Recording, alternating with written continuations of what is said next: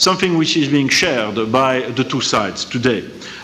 Even if the partnership with the strategic partnership with the Russian Federation is not an easy one, but still we have areas of common understanding and strategic interest. One of them being obviously the fight against terrorism, and the other one being Afghanistan. And obviously, without the Russian Federation, there cannot be a future security guaranteed in Europe and in the world, and this is also something that we are convinced of. Therefore, we on our side are engaging the Russian Federation.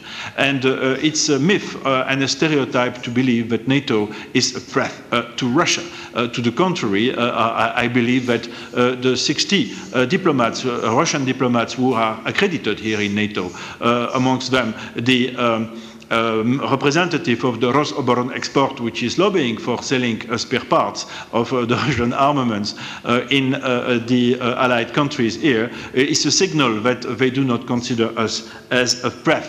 And there is an evolution in the thinking of security as well in the Russian Federation. Maybe I may now conclude, and I will be ready to participate in any debate afterwards.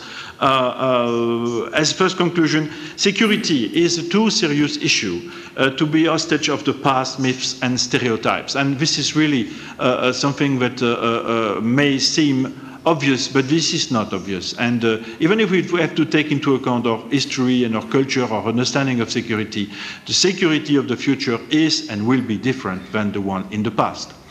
The second aspect is that this is a process, and there is a solid consensus both in the United States of America and in the European allies to make it as strong as possible, the consensus between the two sides. Today, NATO is both a US and a European organization with two strong pillars having a common roof together.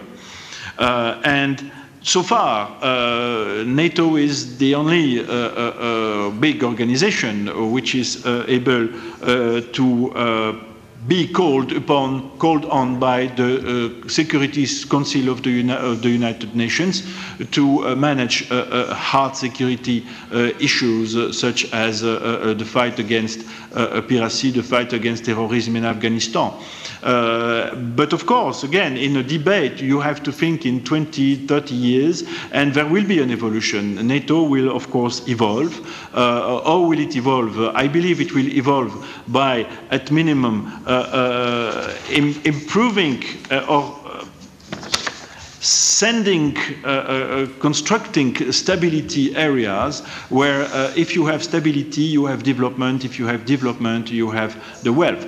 NATO is not recruiting automatically new members. I believe that NATO can share its partnership with partners on the basis of values. And as you know, there are European countries which are so-called neutral countries, which are not members of NATO, like Sweden, for example, like Finland, like Austria, the two latest having declared their kind of neutrality. And of course, this should be considered as well, and this is a part of the debate for you, because you are deciding at the end of the day what you want to do with security. So thank you very much for your attention. I'm sorry that I've brought you from Brussels to Zrenjanin and to China and in other countries as well. But I think it was a good introduction to the debate on security. Thank you very much.